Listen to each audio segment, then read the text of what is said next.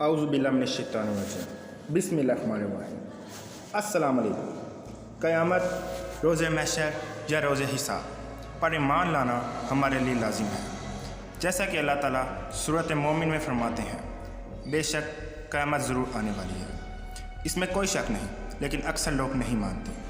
قیامت عربی زبان کا لفظ ہے، لغت میں اس کے معنی ہے کھڑا کرنا، یعنی مردوں کو قبر سے کھڑا کرنا اور دوبارہ زندگی لوٹانا۔ تاہم قیامت کی اصطلاح اس کائنات کی مکمل تباہی کی طرف اشارہ کرتی ہے۔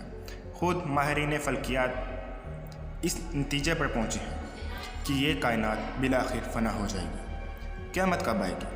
یہ ایک ایسا فطرتی سوال ہے جو ہر مسلمان کے ذہن میں پیدا ہوتا ہے، اور اس کا جواب اللہ تعالیٰ سورۃ اعراف کی آیت نمبر 187 میں اس طرح بیان فرماتے ہیں، لوگ تجھ سے یعنی پیغمبر اسلام سے قیامت کی بابت پوچھتے ہیں کہ اس کے قیام کا وقت کب ہے؟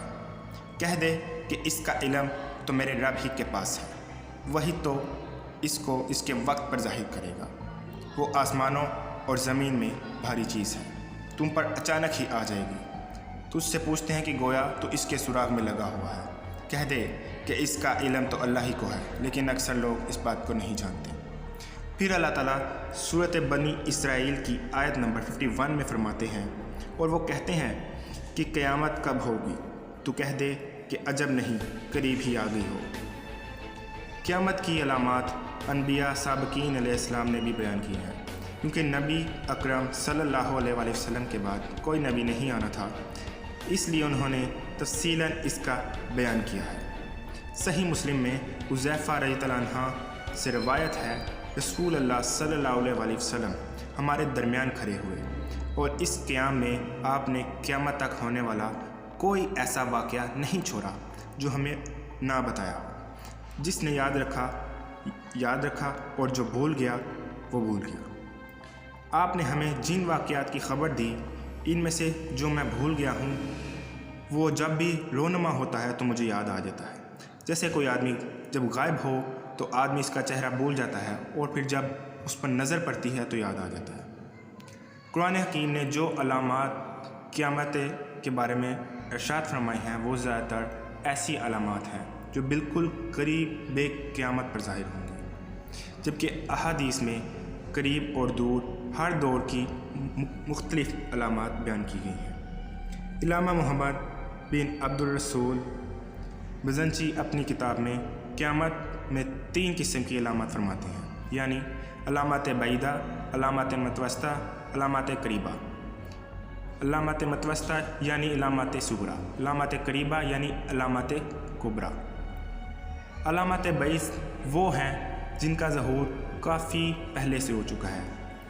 انہیں بعیدہ اس لیے کہا گیا ہے کہ ان کے اور قیامت کے درمیان نسبتاً زیادہ فاصلہ ہے۔ مثلا حضور صلی اللہ علیہ وآلہ وسلم کی بعث، حضور کا وصال اور جنگیں، یہ تمام واقعات ازروئے قرآن و حدیث علامات قیامت ہیں اور ظاہر ہو چکے ہیں۔ انہی میں سے ایک فتنہ تتار ہے، جس کی پیشگی اطلاع بخاری، مسلم، ابو داؤد، ترمذی اور ابن ماجہ کی احادیث میں روایت کی گئی ہے۔ صحیح بخاری کے الفاظ یہ ہیں، حضرت ابو ہریرہ کا بیان ہے کہ رسول اللہ صلی اللہ علیہ وآلہ وسلم نے فرمایا، تم پر قیامت نہ آئے گی یہاں تک کہ تم ترکوں سے جنگ نہ کرو، جن کی آنکھیں چھوٹی، سرخ چہرے اور ناکیں چھوٹی اور چپٹی ہوں گی۔ ان کے چہرے گلائی اور موٹائی میں ایسی ڈھال کی مانند ہوں گے جس پر طے بطے چمڑا چڑھا دیا گیا، اور قیامت نہیں آئے گی یہاں تک کہ تم لوگ ایسی قوم سے جنگ نہ لڑو جس کے جوتے بالوں کے ہوں گے۔ ان احادیث میں جس قوم سے مسلمانوں کی جنگ کی خبر دی گئی ہے، چند علماء کے نزدیک یہ وہ تتاری تھے جو ترکستان سے عذاب الہی بن کر مسلمانوں پر ٹوٹ پڑے۔ اس قوم کی جو تفصیلات رسول اللہ صلی اللہ علیہ وآلہ وسلم نے بیان فرمائی تھیں، وہ سب کی سب فتنہ تتار میں رونما ہوئی۔ یہ فتنہ 654 عیسوی میں اس وقت اپنے عروج پر پہنچا جب تتاریوں کے ہاتھوں سقوط بغداد کا عبرت ناک سانحہ پیش آیا۔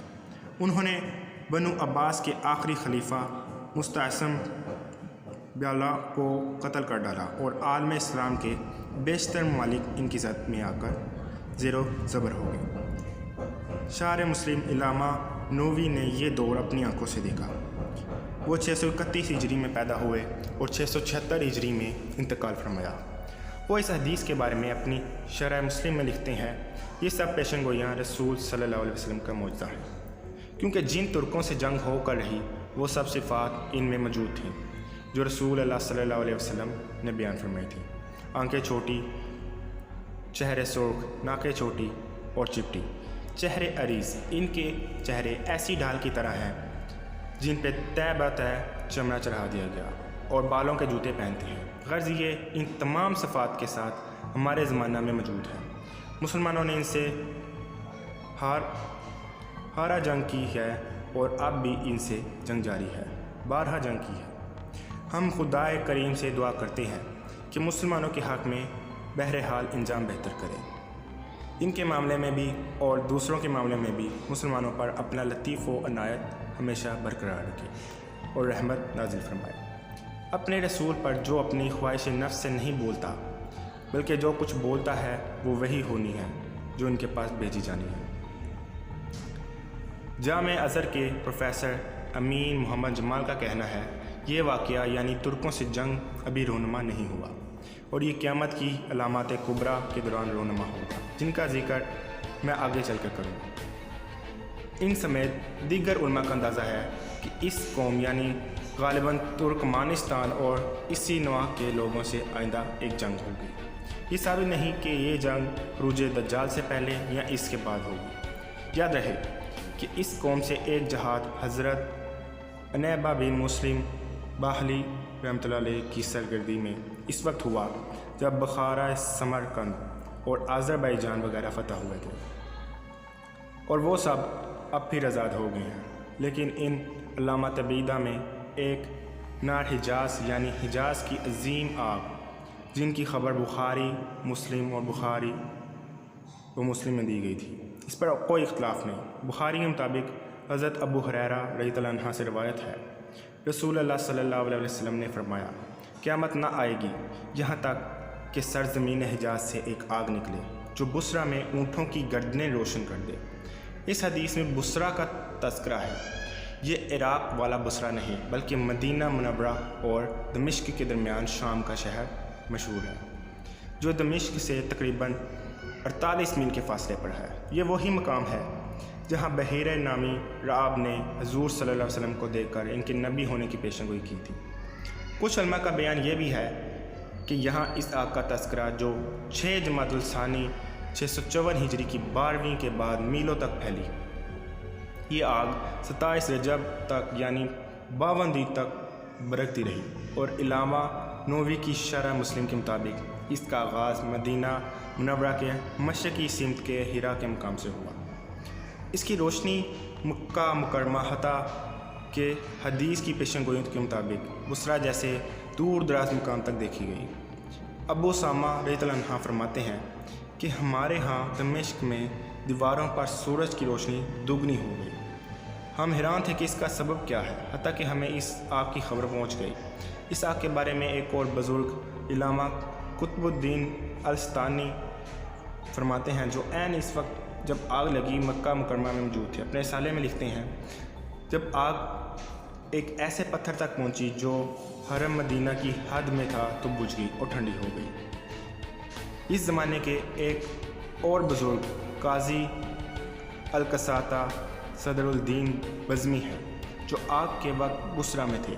उन्होंने मशहूर मौरिख को बताया कि मैं बुसरा में लोगों को ये कहते सुना, हमने इस आग की रोशनी में ऊँटों की गर्दनें रोशन देखी, यानी वो बात जिसकी निशानदेही हदीस में यूँ की गई थी कि इस आग से बुसरा में ऊँटों की गर्दनें रोशन होंगी। फिर सही बुखारी और मुस्लिम में इस हदीस में एक दावत देने वाली 2 बड़ी जमातों की बाहम जंग का आगाज़ हुआ। शार हदीस हाफिज़ इब्न हिजर और दीगर उलमा की अक्सरियत इस बात पर मुत्तफ़िक़ है कि यहाँ इस जंग सफ़ीन का जिक्र है जो हज़रत अली रज़ियल्लाहु अन्हु और हज़रत अमीर माविया रज़ियल्लाहु अन्हु के दरमियान सफ़ीन के मुकाम पर हुई, जो दरिया फ़रात के नज़दीक वाक़या है। ये 37 हिजरी या 657 का वाक़या है, 657 ईस्वी का वाक़या है। हज़रत अली कोफा से फ़ौज लेकर यहाँ पहुँचे थे तो पहले शाम से یہاں کے کھنڈرال میں پڑاؤ ڈالے بیٹھے تھے۔ ان کی جمعیت فرات کو جانے والی سڑک پر موجود تھی۔ ہر جنگ کے حضرت علی نے ان کو یقین دلایا کہ ہم لڑنے نہیں آئے، اور امیر معاویہ رضی اللہ عنہ کے مشیر عمرو بن الاساس نے حضرت معاویہ کو تصفیے کا مشورہ دیا، لیکن وہ نہیں مانے۔ ان کا اصرار تھا قاتلین خلیفہ عثمان غنی کو ان کے حوالے کیا جائے۔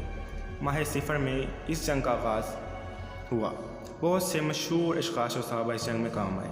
پھر صحیح مسلم میں حضرت عمر بن خطاب سے روایت ہے، آپ نے فرمایا، لونڈی اپنی مالکن کو جنم دے گی، اور یہ تو دیکھے گا کہ برہنہ پاننگ دھرک محتاج بکریاں چرانے والے اونچی اونچی عمارتیں تعمیر کریں گے۔ تو آج کا پارٹ یہاں تک ہی ہے، ملتے ہیں اپنے نیکسٹ پارٹ میں۔ امید ہے آپ کو یہ ویڈیو آپ کو پسند ہوگی اور آپ کے لیے بہت انفارمیٹیو ہوگی۔